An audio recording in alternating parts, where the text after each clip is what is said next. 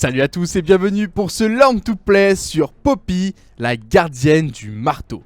Poppy sera jouée en top avec comme sort d'invocateur les classiques saut éclair et téléportation.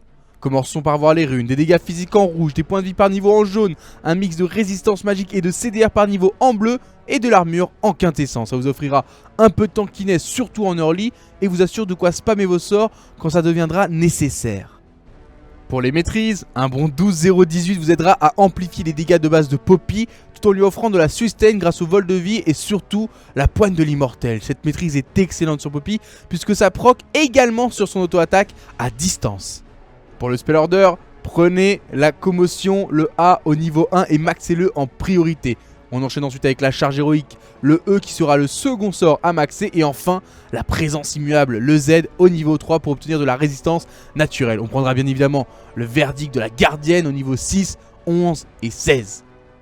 Pour bien démarrer dans la partie, 2 starters s'offrent à vous. Si le match-up s'annonce agressif, partez sur la potion de corruption, ça vous permettra d'avoir une bonne régénération de points de vie et des dégâts supplémentaires pendant les agressions. Un petit plus non négligeable. Sur un match-up où l'adversaire va surtout vous poke, prenez un bouclier de Doran, vous encaisserez mieux les auto-attaques et les sorts mono-cibles tout en ayant un peu plus de points de vie. Dans la plupart des cas, il faudra partir quand même sur la potion de corruption. Le début de partie d'une Poppy se passe souvent de la même façon.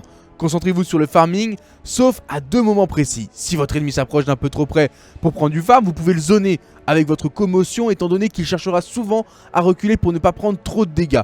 Vous aurez donc réalisé un trade sans aucune sanction. Le deuxième moment vient à chaque fois que vous disposez de votre passif, l'auto-attaque à distance de Poppy. Elle fait mal et il faut en jouer au maximum en la plaçant sur un ennemi autant que possible. De plus, ça proc la poigne de l'immortel, de quoi poke et se régène en même temps. Passons maintenant à l'utilisation de l'ultime. Il faut qu'on s'attarde dessus étant donné les 3 utilisations possibles de ce sort.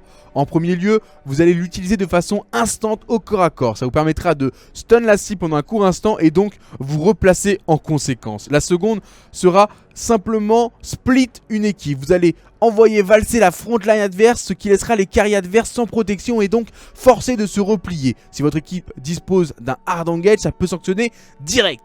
La troisième servira juste au zoning. Pendant une prise de tour, vous allez juste garder votre doigt appuyé sur votre ultime. Les ennemis seront donc forcés de reculer. Si ce n'est pas le cas, c'est comme la seconde utilisation, on les dégage et on prend un objectif gratuit. Le rôle de Poppy dans les phases de regroupement pourra aussi être de 2 façons différentes. Vous allez soit faire office de mur aux lourds dégâts. Poppy peut atomiser une cible fragile en très peu de temps si elle en a l'occasion. Une charge héroïque contre un mur et le temps du stun, l'ennemi est mort. Mais elle peut aussi faire office de second support avec sa présence immuable et le reste de son kit. Il est quasiment impossible de sauter sur vos alliés, à vous d'être vigilant et de protéger 1 ou 2 carries bien feed. Passons maintenant à l'équipement. Poppy dispose de beaucoup de dégâts naturels, on partira donc uniquement sur de la tankiness. On rappelle, Poppy très tanky, surtout si vous avez en dessous de 40% de vos PV. Prenez toujours en premier les cendres de Bami, ça vous évitera de vous faire trop push en gagnant un peu de points de vie supplémentaires.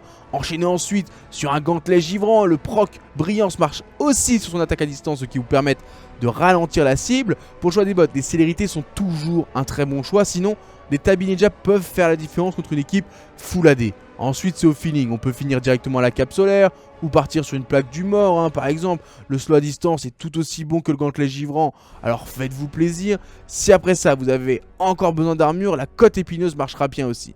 Contre une équipe basée sur des dégâts magiques, des objets comme le Malmortus, la Gage de Sterak, la Banshee ou alors le visage spirituel seront aussi des plus non négligeables.